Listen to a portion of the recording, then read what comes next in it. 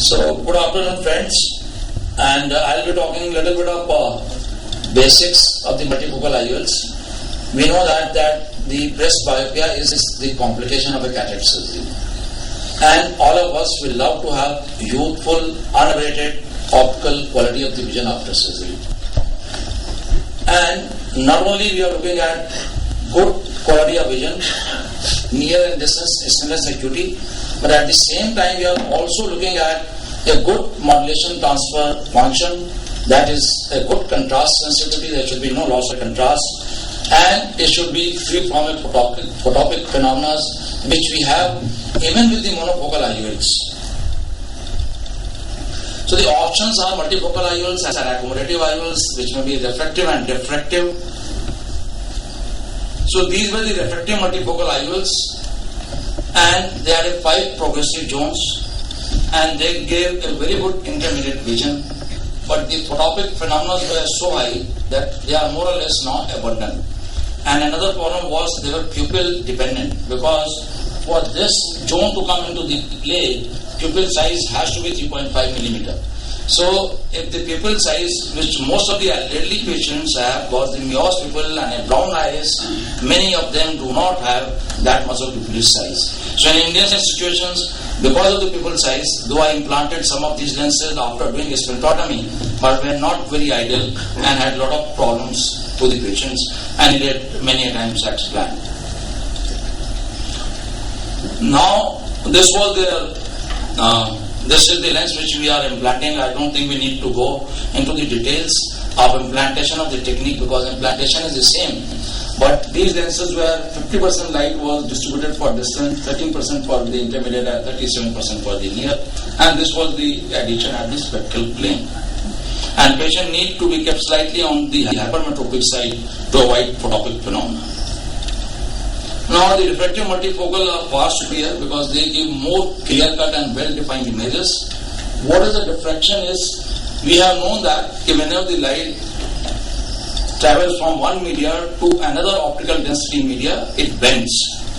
Diffraction is a different phenomenon where the light bends even when there is no change in the media because of the S. So this S which is created over here like Fresnel prism causes this light to split into two. And how much light you can actually decide whether how much light should go to this side and how much should go to this side, at what distance it should go, and how many rings are there. So depending upon the number of rings, height and angle of these edges, you can divide the distribution of the light. That means you have got a 2.5 at, 3.5, 4, intermediate, and if the gap between them is more, then more light will be going for distance and less will be coming from here. If you compact them, then more light distribution will be more equal.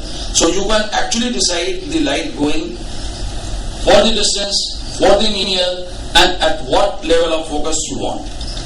And these were the basic Bormesia company Technis multifocal lenses. You can see the multiple rings over here, and it gave a very sharp, very good focus for near. They had a very good vision for near, and there was equal distribution for near and distance. And then, because probably the requirement, always the patient has more requirement for distance than for near. So this came the active twin lens. All these lenses we have used as our thesis. I am not going to the details of the adapters, just I am introducing the subject. So these directive foldable IOL had one lens had 30% for distance, another had a 70% for distance. So the advantage was, now in a dominant eye you put a distant dominant lens. So if you see that these plates, this is not so focused, this is better focused. And when you see the next plate, this is focused and this is not so focused. And the patient sees with both the eyes, then near and distance both are focused. So this is like a monofocal lenses with the multifocality. One lens more dominant for distance, another more dominant for near. So this all plays are possible. Even one lens, now we are having a trifocal lens which can divide the lines. So over the period of time, what problem we were facing of the glare and halos and the loss of a contrast sensitivity. So the restore lens came, what we call as apodization. That means these rings were made less in height so that they are used more for distribution of light for distance, And after 3.4, 3.5, this is all for distance. That means it's in a night when patient is getting down the stairs, pupil is widely dilated, he gets more vision for distance. And even in this case, now they have come out with a 2.5 diopter. That means the patient and the number of rings are gone down, so that only it can serve the purpose of reading your SMSs, which is now becoming a very important part. So it gives you around say 1.5 diopter of addition and very few rings, so much less halos, more distant dominant, and it still can serve the purpose of seeing your mobile phone and reading SMSs. So the problem of these was these refractive multifocal, this is the near point of focus and this is the distance point of focus. So when the light crosses over, you will see that if this is a sharply focused, this is a deep focused light over here. So whenever, now there are two foci which are there, now what happens? Why we lose the contrast? Now, if you are seeing this letter, if you see a dot, it will have multiple rings because of that. So when you are seeing this letter E written on a white background, there will be, between a white and a black, there will be gray shade. Because the light which was focused before will superimpose a bigger image on top of this. So some of the patients who are very sharp, very intelligent will come and tell that they are seeing this shadow over there. So this is where he loses the contrast. And whenever he is seeing a bright object against a dark background, so then this bright object will also have many bright rings around it. So this is where he gets halos and glare. So these multifocal lenses, on the one hand, were giving you the choice of reading without glasses. On the other hand, they are decreasing the contrast and increasing the glare to the patient. So the patient, so whether these multifocal lenses to be used or not, how they perform in a clinical trial, this will be covered by the next speaker.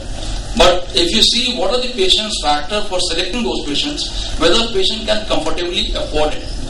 I mean, a few thousands is not making a difference to him, don't force him. What is the behavior of the patient? Psychologically, whether he can accept things. If it's very finicky type of patient, you can't use them.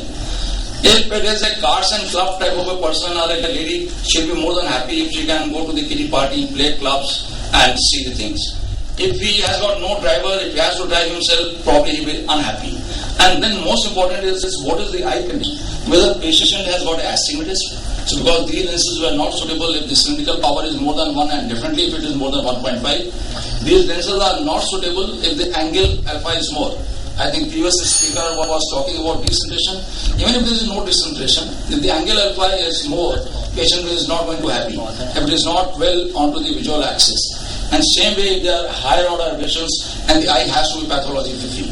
So all these prerequisites are there before you can use these multifocal ions. And then the surgeon's factor is very, very important. He should have a setup where he can measure the angle alpha. We have removed some of the lenses, and once we examined them on an eye trace, we found that the angle alpha was very large. Biometry has to be very accurate. You cannot rely upon ultrasound biometry. You need to have a LensSR ideal master. This video is simultaneously I am showing how to explant the lens. Counseling, either you need to do the counseling of the patient or you need to have a counselor who can convince the patient. You need to devote more time with the patient pre-op and post-op, and you should know how to explant the lens if patient is troubling you or if patient is in trouble. So this is a very simple technique. Just hold the lens over here. Any possible tool, you don't have to have any special seizure, any tooth forces, can hold the lens over here. One loop is out, another loop is in. Any tooth possible, do the job. Go inside the incision, hold it, cut with any scissor. Any corneal scissor, conjunctival scissor, Vanna scissor, you just want to have one straight cut going up to the center. Once this cut has gone up to the center, one of this will go underneath the corneal lip. The wall you have created, it goes underneath.